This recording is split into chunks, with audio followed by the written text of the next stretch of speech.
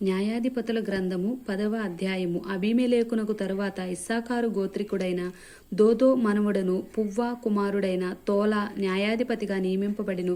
అతడు ఎఫ్రాయిమీయుల మన్యమందలి షామీరులో నివసించినవాడు. అతడు 23 సంవత్సరములు ఇశ్రాయేలీయులకు న్యాయాధిపతి అయి ఉండి చనిపోయి షామీరులో పాతిపెట్టబడును. అతని తరువాత గిలాదు దేశస్థుడైన యాయీరు నియమింపబడిన వాడై 22 సంవత్సరములు ఇశ్రాయేలుకు న్యాయాధిపతిగా ఉండెను. అతనికి 30 మంది కుమారులు ఉండేరి. వారు 30 గాడిద పిల్లలను ఎక్కి తిరుగువారు. 30 ఊరులు వారికుండెను. నేటి వరకు వాటికి యాయీరు కుమారులని పేరు. అవి గిలాదు దేశంలో నున్నవి. యాయీరు చనిపోయి కామోనులో పాతిపెట్టబడెను. ఇశ్రాయేలీయులు యెహోవా సన్నిధిని మరల దుష్ప్రవర్తనులైరి. వారు యెహోవాను విసర్జించి ఆయన సేవ మానివేసి బయలులు అష్తారోతులు అను సిరియన్ల దేవతలను, సీదోనీయుల దేవతలను, మోయాబీల దేవతలను, అమ్మోనీయుల దేవతలను, ఫిలిస్తీన్ల దేవతలను పూజించుచూ వచ్చిరి.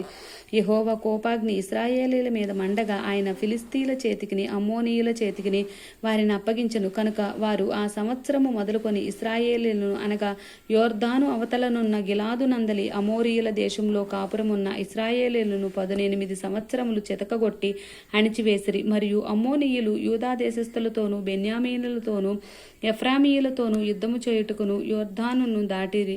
కనుక ఇశ్రాయేలుకు మిక్కిలి శ్రమ కలిగెను. అప్పుడు ఇశ్రాయేలీలు, మేము నీ సన్నిధిని పాపము చేసి ఉన్నాము, మా దేవుని విడిచి బయలులను పూజించి ఉన్నామని యెహోవాకు మొరపెట్టగా, యెహోవా ఐగుప్తీల వశంలో నుండి, అమోరీల వశంలో నుండి, అమ్మోనీయుల వశంలో నుండి, ఫిలిస్తీన్ల వశంలో నుండి మాత్రము కాక సీదోనీయులను, అమాలేకీలను, మాయోనీయులను మిమ్మును బాధపరిచినప్పుడు వారి వశంలో నుండి నేను మిమ్మును రక్షించితిని గదా.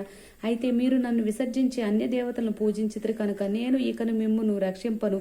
మీరు కోరుకొనిన దేవతలకు మొర్రపెట్టుకొనుడి. మీ శ్రమకాలంన అవి మిమ్మల్ని రక్షించునేమో అని ఇశ్రాయేలుతో సెలవిచ్చును. అప్పుడు ఇశ్రాయేలీయులు, మేము పాపము చేసి ఉన్నాము, నీ దృష్టికి ఏది అనుకూలమో దాని చొప్పున మాకు చేయుము, దయచేసి నేడు మమ్మల్ని రక్షింపమని చెప్పి యెహోవాను సేవింపవలనని తమ మధ్య నుండి అన్య దేవతలను తొలగింపగా, ఆయన ఆత్మ ఇశ్రాయేలీయులకు కలిగిన దురవస్థను చూచి సహింపలేకపోయెను. అప్పుడు అమ్మోనీయులు కూడుకొని గిలాదులో దిగియుండిరి, ఇశ్రాయేలీయులను కూడుకొని మిస్పాలో దిగియుండిరి. కాబట్టి జనులు అనగా గిలాదు పెద్దలు అమ్మోనీయులతో యుద్ధము చేయబోనుకొని వాడెవడో వాడు గిలాదు నివాసులందరికీ ప్రధానుడగునని ఒకనితో ఒకడు చెప్పుకొనిరి. ఆమేన్.